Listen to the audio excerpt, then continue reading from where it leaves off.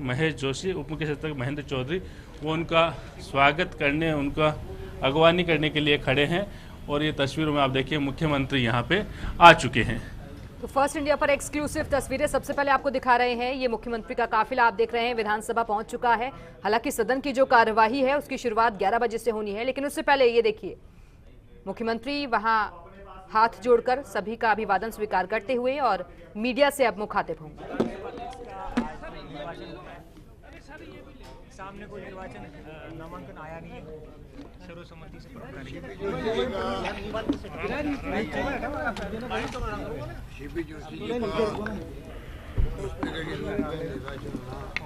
निश्चित हो गया है।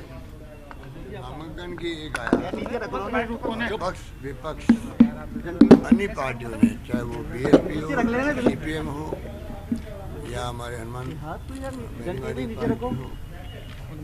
और निर्दलीय हो, सब विधायकों ने सर्वसम्मति से उनके पास उनके प्रस्ताव का रखा है, तो उनकी जीत तो सुनिश्चित हो ही गई है। अभी जैसे घोषणा होगी उनकी, तो हम लोग विपक्ष के लोग जाकर के उनको स्पीकर साहब के चेयर पर बैठाएंगे और एक नई शुरुआत होगी राजस्थान की असेंबली के इतिहास के। विधायक दल की बैठक नहीं है, विधायक दल की बैठक, विधायक दल की बैठक तो उन्हीं परंपरा रही, हमेशा ही होती है।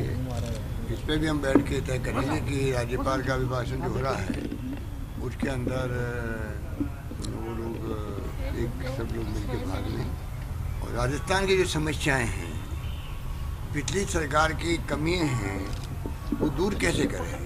गुड गवर्नेंस देने के लिए जरूरी है कि पुरानी सरकारों के कमियों के अनुभवों को हम लोग ध्यान रख कर के फिर आगे बढ़ें, जिससे कि हमसे वो गलती नहीं हो।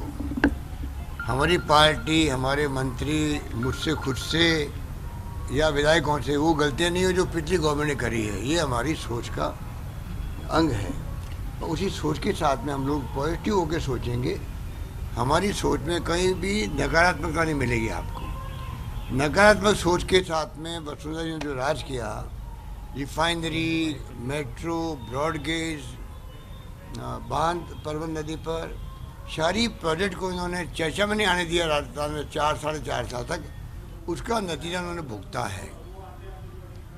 हमारी जन कल्याणकारी योजनाओं को उन्होंने तहस नहस कर दिया, बंद कर दिया, कमज़ोर कर दिया, उसका नतीजा भुगता है। हम ऐसा कोई काम नहीं करेंगे, अच्छे काम के चल रहे होंगे और ज़्यादा तेज गति से चलाने का प्रयास करेंगे, ये मैं कह सकता हूँ। सर, लोकसभा के लिए प्रत्याशियों की चयन की कवायद कल बैठ के अभी हम लोग बुला रहे हैं कार्यकर्ताओं को विभिन्न लोकसभा क्षेत्र के, उनसे बैठ के चर्चा कर रहे हैं, उनकी भावनाओं को समझ रहे हैं। उसके बाद में सब मिलकर के लोकसभा के सदस्यों के कैंडिडेट के रूप में चयन होगा, हाईकमान करेगी। हम सब मिलकर के मैदान में उतर रहे हैं, हमारी तैयारी शुरू हो चुकी है और कोई आश्चर्य नहीं कि 25 से 25 सीट हम जीत रहे हैं राजस्थान के अंदर। गहलोत साहब, एक स्वर्ण आरक्षण को लेकर जो बिल पास हुआ है, क्या राजस्थान सरकार उसका अध्यादेश गुजरात की? देखिए, राजस्थान सरकार 20 साल पहले जब मैं मुख्यमंत्री था तो देश का पहला मुख्यमंत्री था जिसने ये प्रस्ताव पास किया था कैबिनेट के अंदर हमने।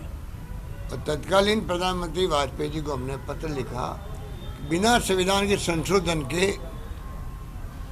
राज्यों की असेंबली में एक्ट बनने का कोई फायदा नहीं है। संविधान की जो मूल भावना है उसको देख करके हमें संविधान में संशोधन करना पड़ेगा। मुझे खुशी है कि 20 साल पहले जो सपना मैंने देखा था उसमें 14% का था, 10% लेके आए हैं। तो इसलिए कांग्रेस ने भी साथ दिया, सब पार्टियों ने भी साथ दिया और आज देश में माहौल बन चुका है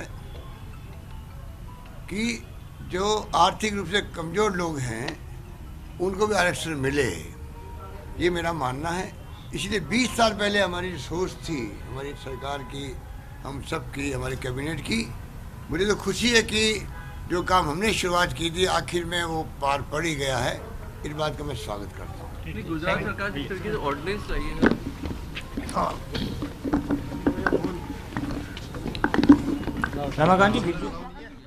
तो मीडिया से मुखातिब हो रहे थे मुख्यमंत्री अशोक गहलोत और इन्होंने यहां पर तमाम बातों का जिक्र किया। एक बार फिर से लोकसभा चुनावों की तैयारियों का जिक्र किया कि हम पूरी तरीके से तैयार हैं और 25 सीटें जीतने का उनकी तरफ से दावा किया गया। उधर दूसरी तरफ सदन को लेकर भी उन्होंने उम्मीद जाहिर की कि हम उम्मीद करते हैं कि विपक्ष सहयोग पूरी तरीके से करेगा। उन्होंने कहा कि हमने ऐसा नहीं किया कि जो जन कल्याणकारी योजनाएं चलाई जा रही हैं पिछली सरकार की तरफ से उन्हें बंद कर दिया जाए। जो जनता के हित में फैसले लिए गए हैं उनको हम भी ये कोशिश करेंगे कि धरातल पर अच्छी तरीके से और ज्यादा तेज गति से उन्हें आगे बढ़ाया जाए।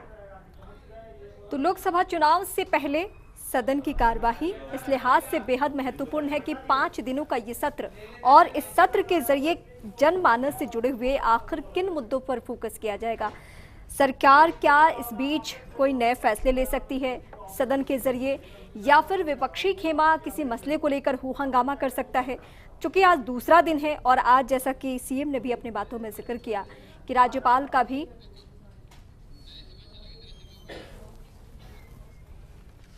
और इस बीच हम